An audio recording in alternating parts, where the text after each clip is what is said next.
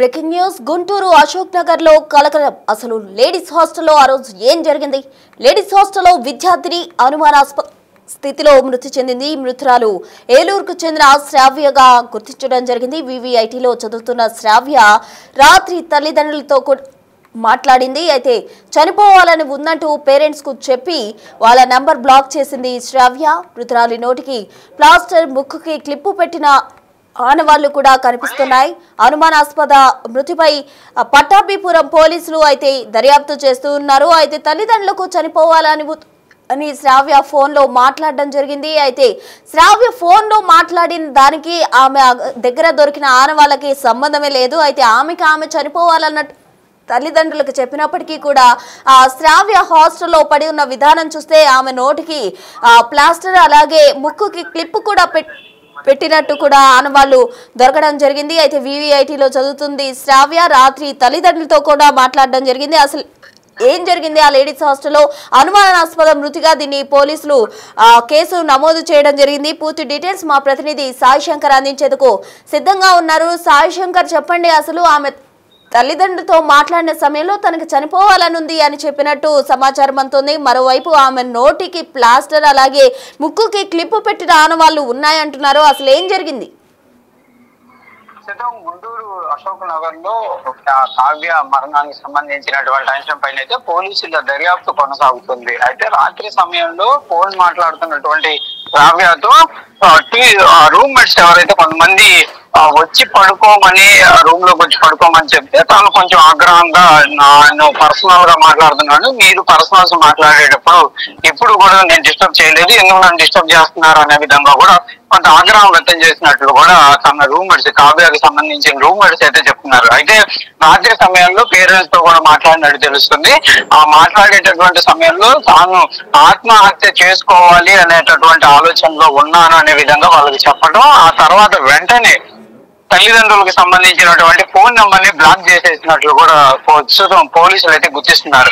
ఈ ప్రధానంగా కూడా అసలు ఆత్మహత్య ఎందుకు చేసుకోవడానికి గల కారణాలు, అంటే ఆమె ఎందుకు ఆ విధంగా చెప్పడం జరిగింది అనే కోణంలో ప్రస్తుతం దర్యాప్తు జరుగుతుంది. అయితే ప్రస్తుతం ఉదయం సమయంలో ఆ రూమ్మేట్స్ ఎవరైతే బయటికి వచ్చి చూడగానే అక్కడ చనిపోయినటువంటి కావ్యాన్ని గుర్తించారు. వెంటనే హాస్టల్ వార్డెన్ కి చెప్పడంతో హాస్టల్ వార్డెన్ పోలీసులు కూడా ఇన్ఫర్మేషన్ ఇవ్వడం జరిగింది. దాంతో పాటు కాలేజీకి సంబంధించి శ్రావ్య చదువుకునేటటువంటి స్నేహితులకి అదేవిధంగా తల్లిదండ్రులకి అందరికీ ఇన్ఫార్మ్ చేశారు. అయితే ప్రస్తుతం శ్రావ్య చనిపోయినటువంటి విధానం, ముక్కుకి క్లిప్ పెట్టుకోవడం, ప్లాస్టర్ వేసుకోవడం మూతికి, అంటే అది బలంగా కావాలని అరుపులు ఎవరికన్నా వినపడకుండా ఆత్మహత్య చేసుకోవాలనేటటువంటి ప్రయత్నం జరిగిందా, లేకపోతే మరేదైనా ఆలోచనతో జరిగిందా అనే కోణంలో ప్రస్తుతం అనుమానాస్పదంగానే పోలీసులు అయితే గుర్తిస్తున్నారు. ఎందుకంటే రాత్రి ఇన్స్టామార్ట్ నుంచి ఈ రెండు కూడా ప్లాస్టర్ అదేవిధంగా ముక్కుకు పెట్టుకున్నటువంటి క్లిప్ను కూడా గుర్తించడం జరిగింది. అయితే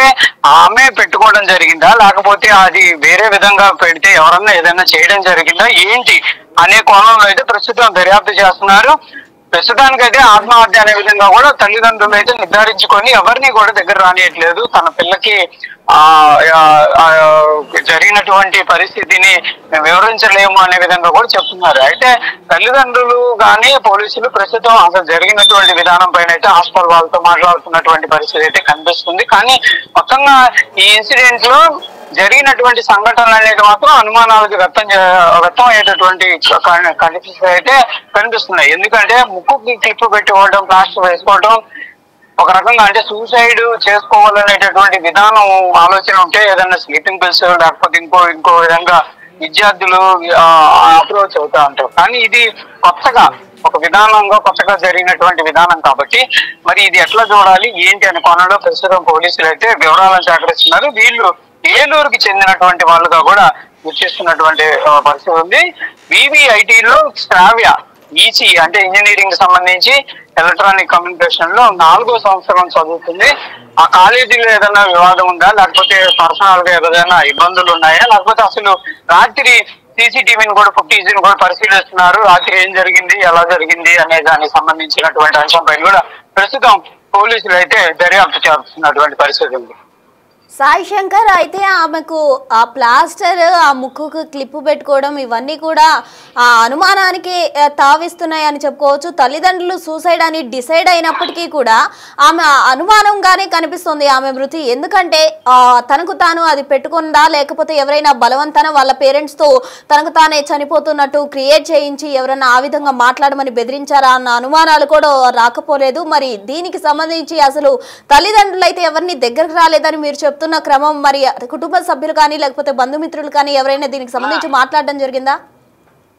అంటే పేరెంట్స్ అయితే ఎవరితో మాట్లాడడానికి ఇష్టం చూపించట్లేదు. ప్రస్తుతం జరిగినటువంటి సంఘటనలకి వాళ్ళు దిగ్భ్రాంతికి గురైనటువంటి పరిస్థితి అయితే కనిపిస్తుంది. వాళ్ళు ఎవరితో కూడా మాట్లాడటానికి కానీ కనీసం ఆ అమ్మాయి చనిపోయినటువంటి అంశాన్ని మీడియాకి చూపించడానికి కూడా ఇష్టపడట్లేదు. కొంత ఫోటో మాత్రం ఉదయం సమయంలో చనిపోయినప్పుడు తీసినటువంటి ఫోటో మాత్రమే బయటకు రావడం జరిగింది. కాబట్టి రాత్రి అసలు ఏం జరిగిందనే కోణంలో ప్రస్తుతం అయితే దర్యాప్తు జరుగుతుంది. కానీ ఆ అమ్మాయి కావ్య చనిపోయినటువంటి డెడ్ బాడీకి సంబంధించి ఆ క్లిప్ కానీ ప్లాస్టర్ కానీ ఇదంతా కూడా తీవ్రంగా ఇబ్బందులు కూరయ్యి కావాలని చెప్పి బలంగా చనిపోవాలని నిర్ధారించుకున్నటువంటి పరిస్థితుల్లోనే అమ్మాయి ఆ విధంగా చేసుకుందా, లేకపోతే ఏం జరిగిందనే కోణంలో అయితే ప్రస్తుతం దర్యాప్తు కొనసాగుతుంది. ఉదయం సమయంలో ఎవరు చూశారు, రాత్రి లాస్ట్ ఎవరు చూశారనే దానికి సంబంధించి అయితే పోలీసులు అయితే దర్యాప్తు చేస్తున్నారు.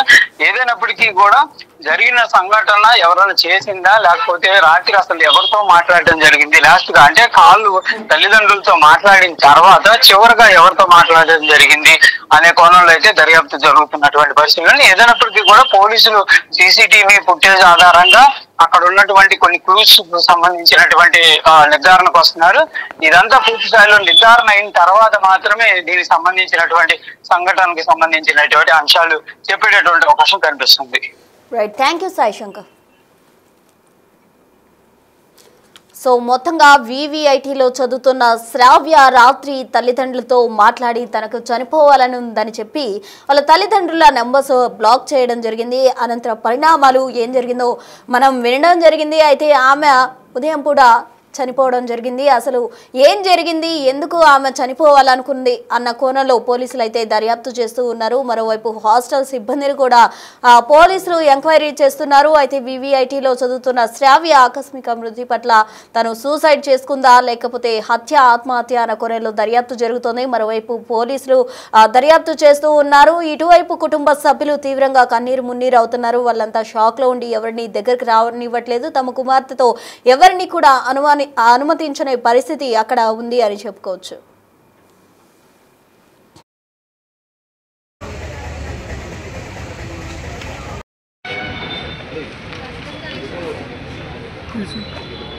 పక్కకు